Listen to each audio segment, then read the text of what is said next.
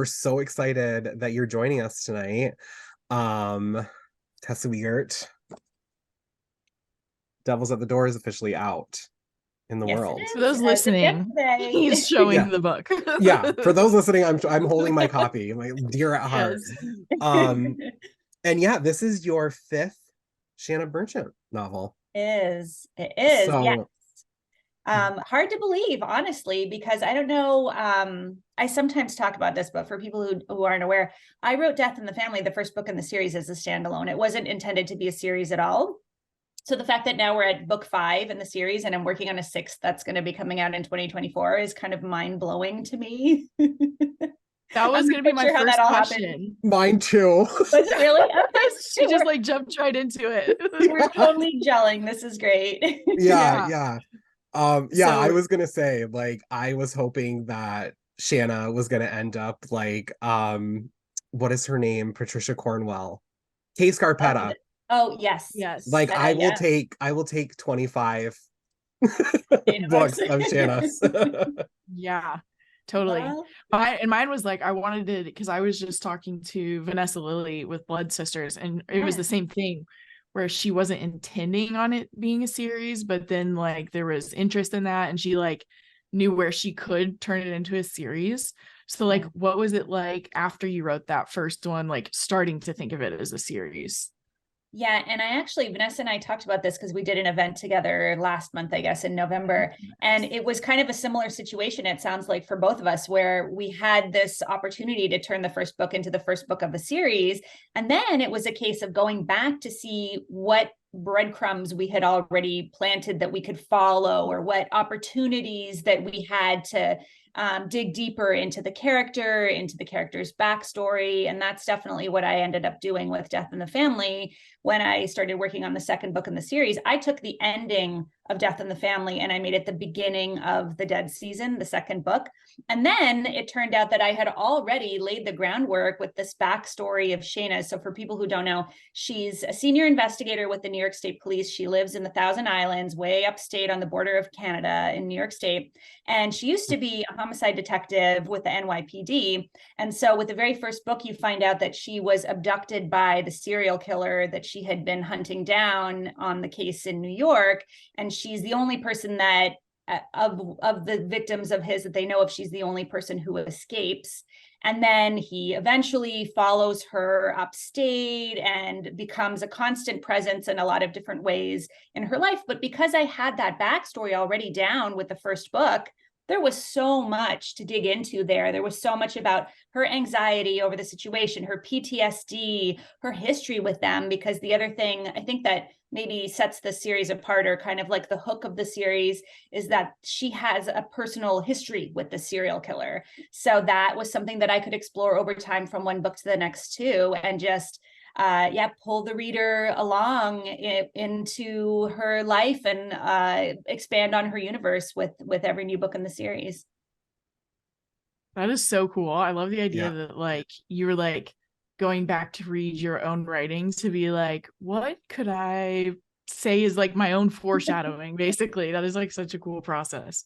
Well, and I kind of had no choice, because I have never known from one book to the next how many books there will ultimately be. So sometimes I get a 1-book deal, sometimes I get a 2-book deal, and then I know at least for the next little while what I'm working on. But I had no idea when I wrote, let's say, the first 2, the second book, and I had that initial deal, I had no idea there would be a 6th book eventually in the series. So because I'm not creating an overarching series arc right from the get-go, I have to work with what I have, right? I can't go back and rewrite the books. I can't incorporate something new or make changes after the fact. So I really have to look and see what I've already done. And that's why a lot of the characters that you meet in the later books, you will recognize from the earlier books. I'll go back and I'll pick a character who maybe was just a throwaway character who became an alibi for someone, or just had a couple of lines, or you meet very briefly in Shana's new town in Alexandria Bay. And then that could become a primary character in one of the later books, or sometimes a case that she's working on that I just scrape the surface of in one of the books becomes the major part of the plot in another book in the series down the line, which is fun for me because then I do get to go back and reread and really pick and choose what I want to focus on now, and where I think the most interesting route to take will be for readers as they get to know her better and learn more about her life and follow along with her cases and with her personal journey. Yeah, that's incredible too, because it's like, I love that a lot of authors will say, well, I had planned for 3, 4, 5 because I had this idea, this idea, this idea. And with you, it's like you finish one and you have this like waterfall effect that you've created yourself without realizing it. Yeah. Because you're so like, wrapped up in telling this story that, more are coming and more are coming. And the thing that I love about this, well, there's so much I love about this series. Like, I'm obsessed, but they're so cinematic. And I don't know if it's because like it's close to where I live, which nobody writes books like up here. Yeah. So, but it's close to where I live, but they're also like so cinematic. But like, whenever you have a series, you have like a shtick, right? So you have like heavy police procedural, serial killer, or different like tropes that people play around with in the thriller genre that are like really present in all of the books. And with yours, like Death in the Family, obviously locked room mystery, but like each one feels like you're toying with a different trope in the crime fiction genre. So it doesn't get like, stale or unbelievable, because every single one is like a serial killer thriller, locked room mystery, like different like cold cases and like different things that are popping up in these stories that like aren't reminiscent of another one in the series. Yeah, it's like one big mashup. It's one big subgenre mashup. It's like it's like the best thing in the entire world to read that, because you don't get sick of the same trope over and over again, and you never know what to expect. Like, I'm at the point now, like, I don't care if I know what the plot is. Like, I'm just going to go in blind and see where it takes me. And it's kind of like trying to avoid like a spoiler of like a movie that you love, when you're like when I was sent this, I was like, I'm not even going to read the back cover. The devil's at the door. Like, I'm not even going to read the back cover. I'm just going to, like, when I pick it up, I'm going to pick it up and I'm just going to start and like see where it goes. And honestly, like, I kid you not, this is probably my favorite one in the series so far. Oh, I love to hear you say that. It is so, so good. I cannot put it down. I was like pissed about going to the dentist today because I was like, I need to like read, I need to know what happens. But this is like so cinematic. It's like the atmosphere that you build in your stories is so wild to me, because you can just like picture it like on screen without a doubt. Well, the setting plays such a huge part, which I think is that's probably one of the reasons why it feels that way, is that I really try hard to create a sense of place with every book. And of course, the reader is returning to a similar region, or basically the same region with every book, but I focus on a slightly different area, like a different island or a different town along the St. Lawrence River up there in the Thousand Islands. And some of that is for my own benefit, because I want to maintain interest in the series. It's a lot of the same characters, and it's definitely not the same plot by any means from one book to the next. And I think some of that comes across in what you're saying about mixing subgenres. It's conscious to some extent on my part, because I do want to keep readers interested, and I don't want it to ever feel like it's repetitive, even though you have a lot of recurring characters and even though the setting is largely the same. So I think some of it too was I've spent 20 years visiting that area every single summer, and I know it so well. And I just came back from an event in Clayton up there last weekend, and was jotting down notes for the next book, things I came across that I wanted to incorporate. People, I don't know if I should say this actually out loud on online, but people in town sometimes do inspire me. The people that I see, like little character traits, sometimes I'll incorporate, because it's just such a unique part of the world. And Mm-hmm. Honestly, I feel so many people are not familiar with it and have never had the chance to go, and it means so much to me. So it's really fun for me to dig into it with every new book and try to figure out what else I can convey about the area to them, so that if you've never been there, you still feel like you have a sense for the place.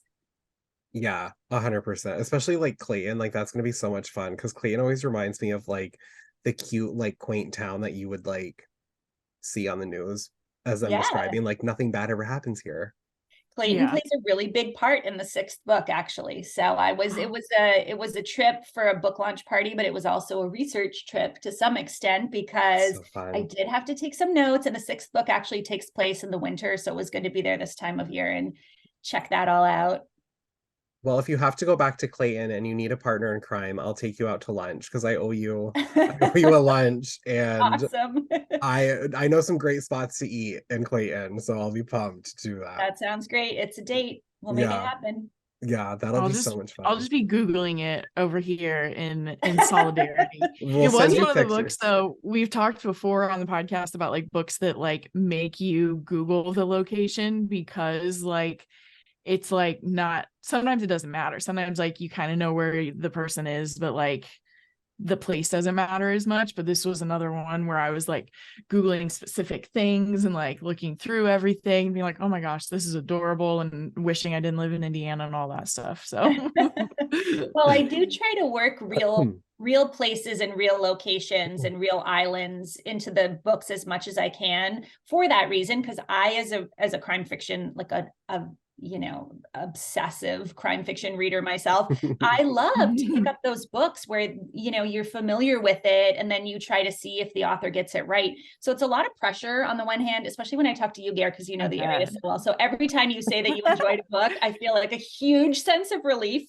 because if Gare signs off on it and I have your seal of approval, then at least I know I've done something right. But yeah, it's fun to know that readers will go out there, like you're saying, Kate, and look it up, and then they'll discover that the places that I describe are real places, and real historic homes and fascinating history to a lot of that part of the region. And that is stuff that I, as much as possible, work into the plot wherever I can.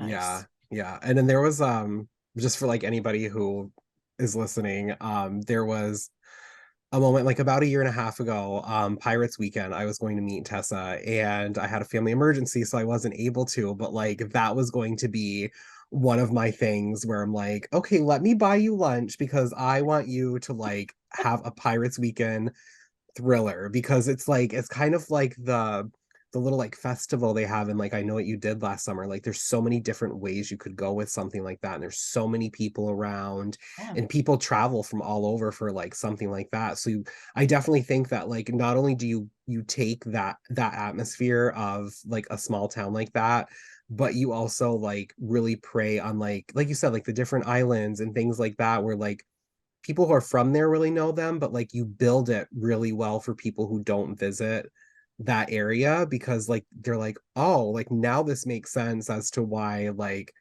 people can only get here via like jet ski or like Yeah.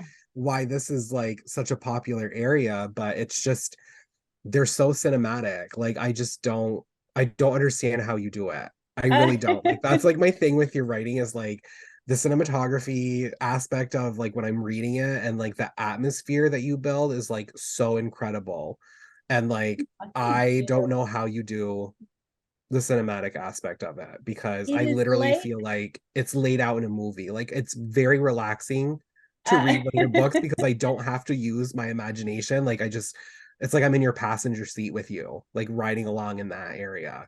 Oh, I love that. It is like a film strip in my head, it feels like when I'm writing it. I can see it very clearly. I got a visual for everything. And again, I think some of that might be because I know the area so well, but like you're saying with Pirate Days, which made its way into the fourth book, so that is such a big part of the Kind to Kill.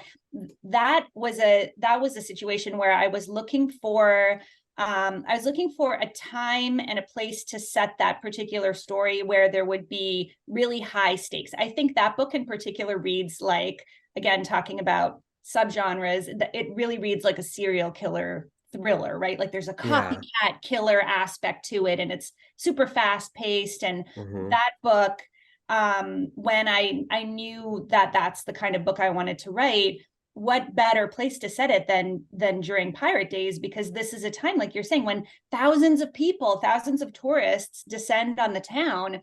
And so if a serial killer is on the loose, those are some pretty high stakes then for Shana and Tim and her team of investigators, because they're of course concerned that more people will be targeted, more people will die at this one moment out of the whole entire year when the town is just packed to bursting. So yeah, when it comes to choosing times of the year and events that happen there, some of which I do make up, some of which are for sure fictional. But when you have something like Pirate Days to choose from, why not incorporate that, right? Oh my God, yeah. Yeah, totally. It's so How good. do It's so you good. like pick? So with that one, it sounds like you kind of had the crime in mind, and so then you kind of like fit everything around it. Do you normally, so like the kind of like the crime at the core of each one is kind of like what also like creates its own genre for each one. Right. So how do you typically come up with like what she's going to be solving? It's somewhat about where she is in her life and where I've left off with the previous book. So with the Nice. previous book, I don't want to say too much that will spoil it, but with the previous book, there's a major event that happens at the end of Dead Wind that really changes the course of her life up there in the Thousand Islands. And so going into the fourth book, I knew I had to address that, obviously, right? Because I had to pick up where we had left off, even though it's a few months later in The Kind to Kill.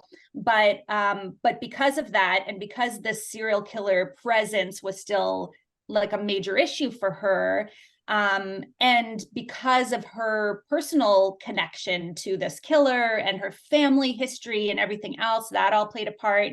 So I did know that I wanted that to be a major part of the plot. And then it's always just once I reach that point where I have a pretty good sense of what the story is going to be, then yeah, I sit down, I think about the setting. Sometimes actually comes first, but in that case, it was the fact that I knew there were things I needed to address after the third book. And then it was, what's the best setting for this? And again, Pirate Days seemed perfect because yeah, all those people crammed into one little area, one little town that normally just has a couple thousand people, and all of a sudden it's overrun.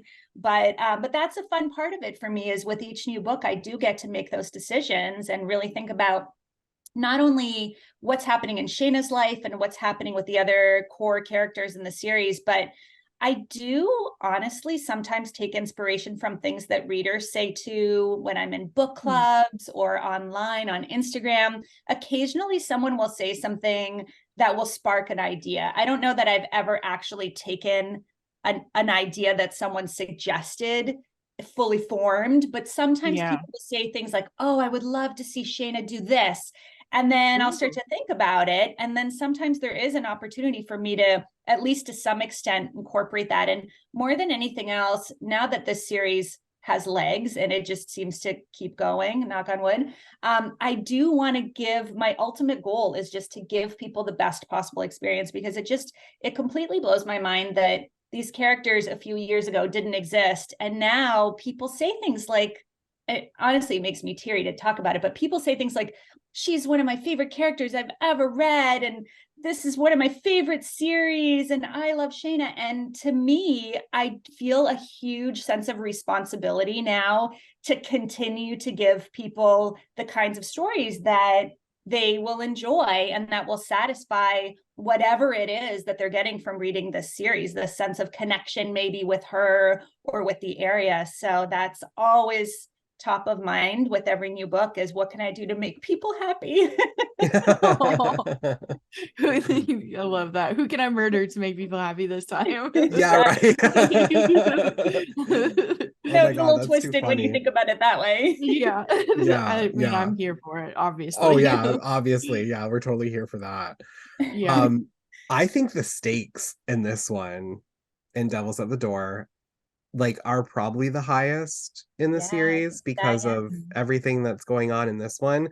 So where did you like, how did you come up with this idea for this story?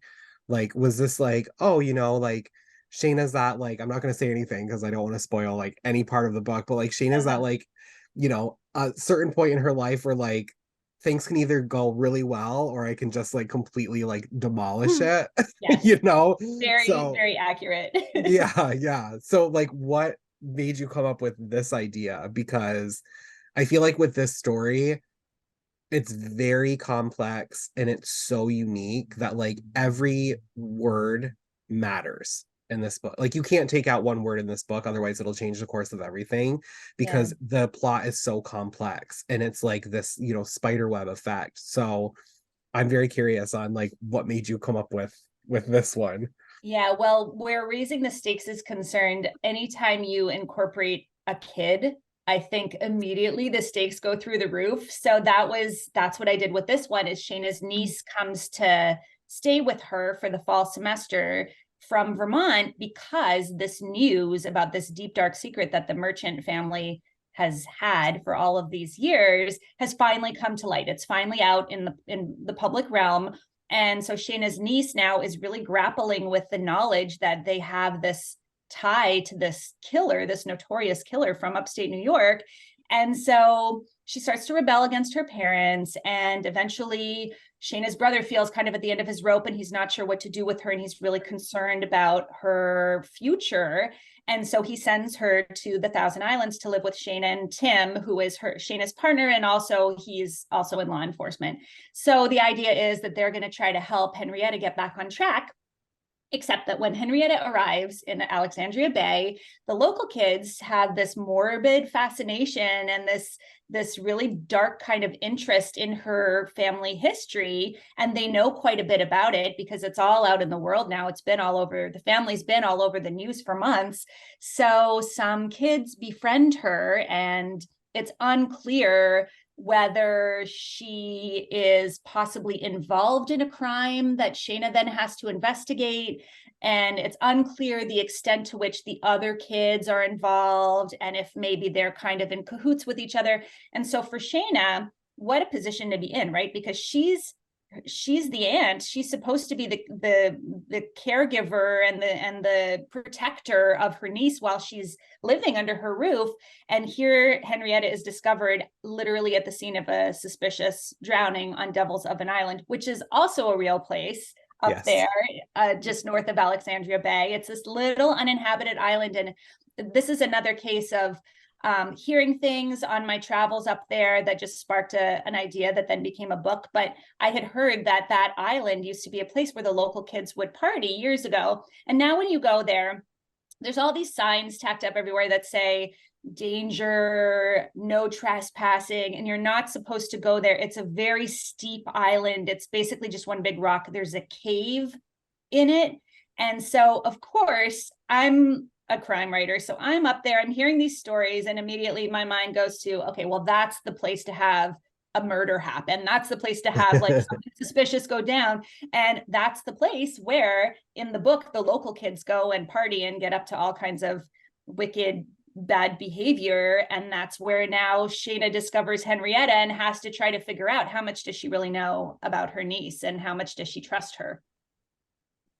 It's so wild. Yes. I like was dying because like I went into it blind, you know, so like I was like, oh, like, you know, like we get to see like a little bit more of the family tree here, and then I'm like, oh, okay, now she's like on an island and there's a body, you know. But it's just, yeah, it's so good, it's so wild. I think that like anybody who has been reading the series is going to be like completely devouring it and wanting more. Like your DMs are going to blow up after this week. Yeah. Because all of your readers are going to be like, okay, I want like 6, 7, 8, 9, and 10 now. Like I will say that this one has an ending that shocked even me. Let's just put it that way. I did not expect the book to go in the direction that it went in at all. And I got 3/4 of the way through and kind of went, what if I did this? It is very different from anything I've done before, and it is very unexpected.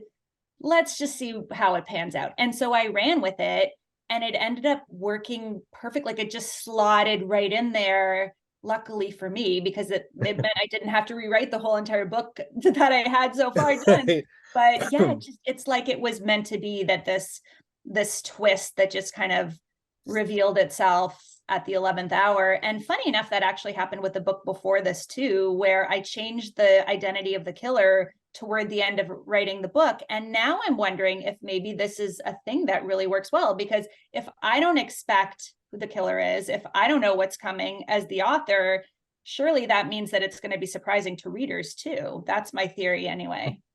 That is like my favorite thing, when authors are like, yeah, that twist that blew your mind, it blew my mind too. It's really true. Yeah. I mean, I've had my mind blown through all of it. I've never guessed an ending in your book. And like, that's so great.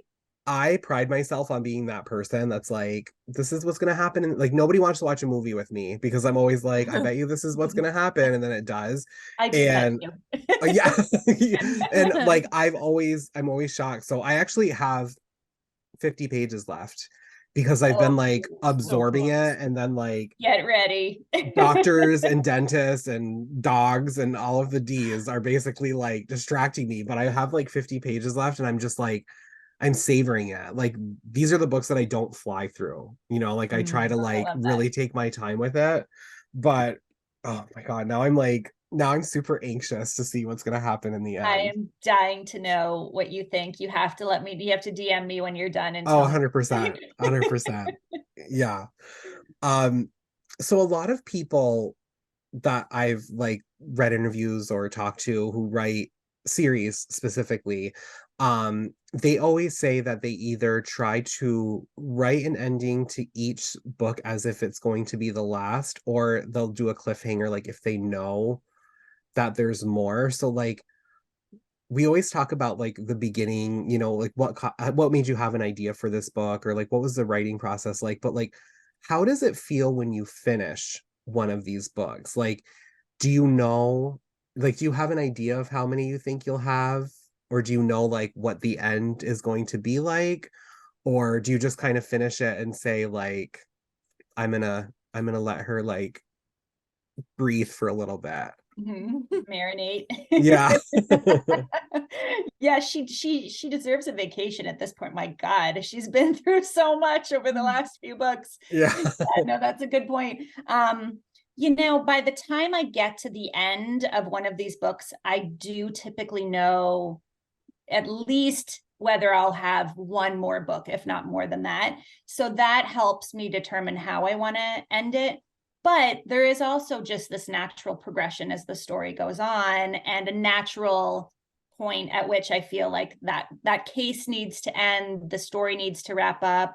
Honestly, some of it is just word count too. I get to the point where I'm looking at my word count going, okay, they don't want 100,000 or 150,000 page book. At least my publisher doesn't. So I do. I'll take it. Yeah. The next Shana book is going to be 1,000 pages long. It'll be like a Stephen King novel. Yeah, but I do think about that. And then there is just, in terms of pacing and in terms of just like, there is kind of a 3-act structure to these books, more or less. I play with that a little bit, but there is a point at which it feels like it's time to wrap up the story. And I do close every case with each story. So if you only read that one book, you do get a satisfying ending. You do know who the killer is and that new investigation that she's been involved with. But there's this through line with Bram, the serial killer. There's a lot of family themes, especially dysfunctional family themes and family members behaving badly and all of that stuff. And so that is a theme throughout the book and throughout the entire series. And so from book to book, I will think about where I want to take that next and what I haven't explored yet about her family history. And so with this one, it made a lot of sense for me to bring in her niece, again, to raise the stakes, but also the point at which, like you said, Garrett, where she is in her life, where things could go really well or really tank. Yeah. Not right. Like she's well, I don't think it's really a huge spoiler to say, but she's in a relationship now. She's in a romantic relationship that she really wants to see work out. So imagine that you're living with this partner of yours, and like here comes a 16-year-old who has obsessions with horror movies and who creeps around the house at night taking things that aren't hers and gets in a lot of trouble in town, and that kind of puts a damper on the romance in a new relationship. Yeah. You can imagine. A little bit. So with this one, it really was just, it made a lot of sense based on where I ended the fourth book to start here and put her through her paces and give her some new challenges. And that's something too with every book. I think with every book in any series is you want to throw as many obstacles at your protagonist as you possibly can, right? And then see if they can find their way out of them. Makes it interesting. Yes. Yeah, it does. And this is definitely an interesting Throwing one. some obstacles. Yeah, there's a lot going on. There's a lot of moving parts in it, which is like something I always enjoy, with your books, because, like you said, when you're trying to tell a story with, returning characters and things like that, you want to keep things fresh and interesting, and you definitely do. So listen, I will take 100 Shana books. Like at the end of the day, like I will read her until she is like 80 years old and like kind of like a Murder, She Wrote. Oh gosh, kind of like imagine she becomes like the Jessica Fletcher of I would love it. That would be so much fun. Yeah. Might be onto something. I know, that would be so much fun if she did that. It would be. But yeah, I mean, I think that your books are so cinematic, and I've like said that word 100 times tonight. So I always, That's kind the of word of the episode. Yeah, if this was like Watch What Happens Live, it would be like drink every time Gare says cinematic. Yes. Yeah. Yes. But so for these books, would you rather have a television series for Shana, or would you rather have like a series of movies where like each book is like its own movie? Oh, yeah.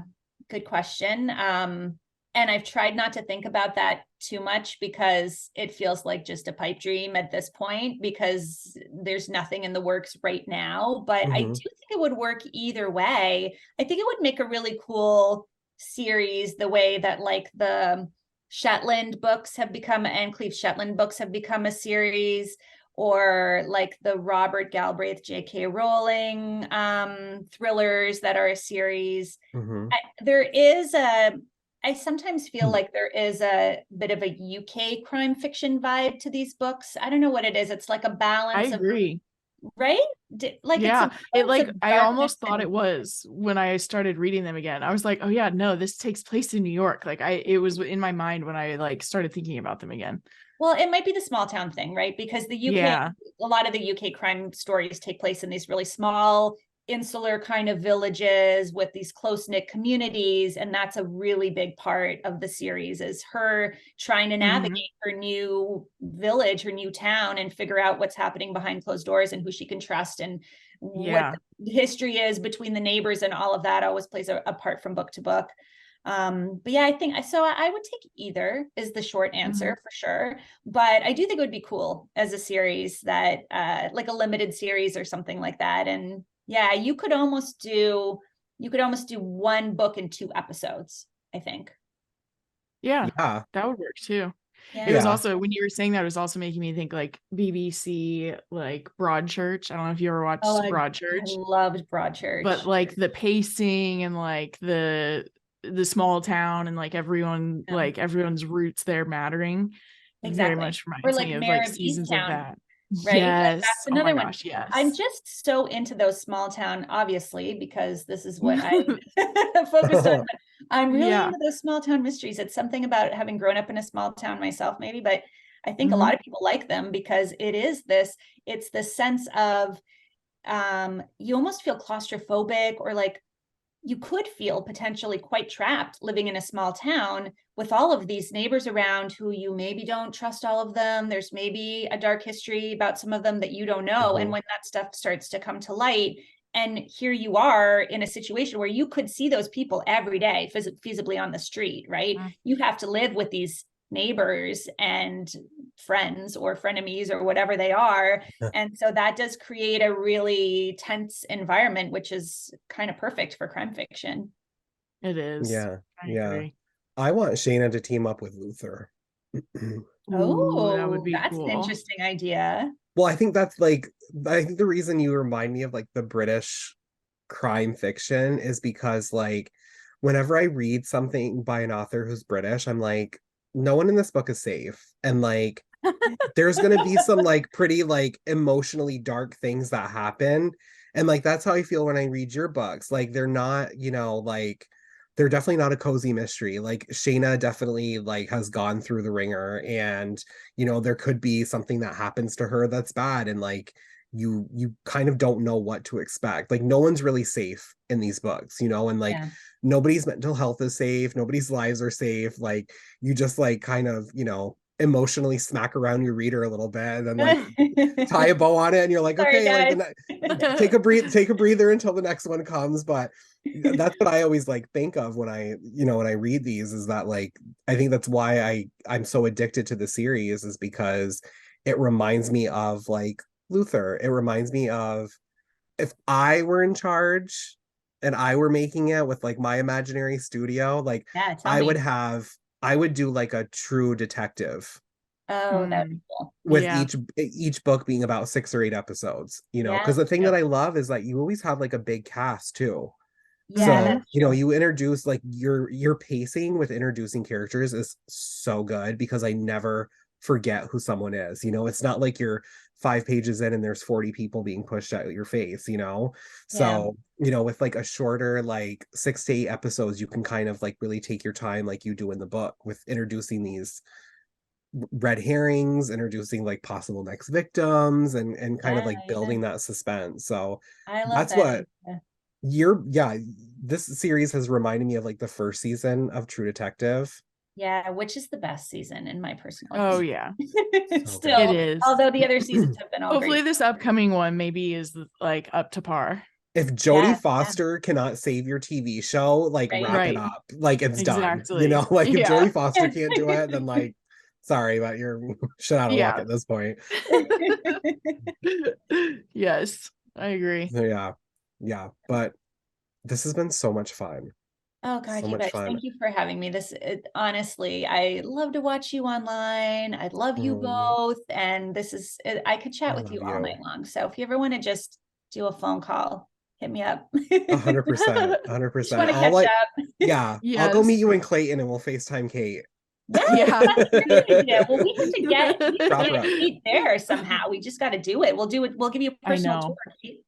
I I keep trying know. to like, I keep telling her like all of like the good things about this area, like I'm like, every weekend I go get my groceries in Canada. Like, that's how close I am. Like, I It's so get my much fun. groceries in Canada. Like, we can go here and yeah, yeah. Yeah, Visit Vermont. Like, I get Mm. my groceries by boat when I'm there, which is also fun. Like, how so cool is that? exciting. You just get in your little motor boat and you shoot across the water, and then I walk through a trailer park and I get to the price chopper, and it's like, and now my kids are old enough that they can do that on their own, which how fun is that? So that, I think, stuff Nice. like that works its way into the book. Those little fun experiences Mm. that I feel like are very specific to that area, or Hmm. maybe don't exist in a lot of different places. I try to work those into, because I don't know, I'd be pretty interested, I think, to hear about things like that. And I am, when I read books that are like really setting forward, right? Those Yeah. Yeah. Well, you want to learn something new about the area that the story is set. Yeah. Yeah. That's what I say to people too. Like, it just, growing up here, that's been very natural for me. For like, when I was growing up, my parents would say, like, let's go to Canada, like we'll go out to dinner. And like, when I tell people things like that, they're like, what do you mean you just go to Canada for dinner? And I'm like, yeah, like you just like cross the border and like go out to dinner and then you come home. Like, it's not like they're like, don't you have to like stay for a certain amount of time, or like what do you have to No, do? But it's no big deal at all. no, Like, it's just like, back and forth. yeah, and it's the same thing with, like you said, like getting your groceries by boat. And it's like every area, in the world has these like specific things that like only people who have grown up there experience that like know. So, it's like always like fun to play with that. And I Yeah. love that in your books too, because I'm like, this is like something that you don't really think of being, in this area. But, like, there's going to an island on like a jet ski, and I'm like, I wouldn't even know how to drive a jet ski, but like these kids do, because of where they, like in Alex Bay. Like, that's Yeah, right on probably the learn how to, water, yeah, you do that before you learn how to drive a car. for sure. Yeah, So absolutely. Yeah. yeah, yeah, it's so much fun. But I hope everybody has had as much fun as I have tonight. and Devil's at the Door is now out. So if you haven't started this series, binge them. Have you even been listening to us? Yeah. If you haven't started the series, you have not been listening to me for however many years talking about Shana. Well, I'm so grateful for all the kind words, and you guys have recommended them so many times, and I just appreciate it so much. And I just, like I said, I just hope, all I really have wanted with this series is for people to enjoy it and have a little sense of escape, and hopefully it will deliver for them. It will. It does. Yeah, it does for me. So I will read Shana as long as you write her. No, thank you, Gare. Thank you, guys. Yeah. Well, thank you so much for hanging out with us. Thank you. And we'll have to do it again soon. Yeah, we'll do on the road in Clayton. Yeah. Oh my gosh. Just do a casual podcast in Clayton. That would be fun. Yeah. Well, the way you're turning the books out too, you'll be back in no time. Yeah, that's true. With any luck. Because you are one quick writer, I'll tell you that. Yeah, well, it's necessity, some of it, right? But also you don't want there to be a huge gap in between series if you can avoid it, I think, right? To just keep people invested in character and keep them keep everything top of mind for them. But yeah, I enjoy it. I wouldn't be doing anything. I don't know what else I would be doing if I wasn't writing crime fiction. And I am not tired of writing Shana by any means. She still is keeping me interested and keeping me entertained. So yeah, we'll see where this goes. Yeah, well, wherever it goes, we'll be along for the ride. Thanks, guys. All right. Thank you so much. Have a good night. Bye. You too.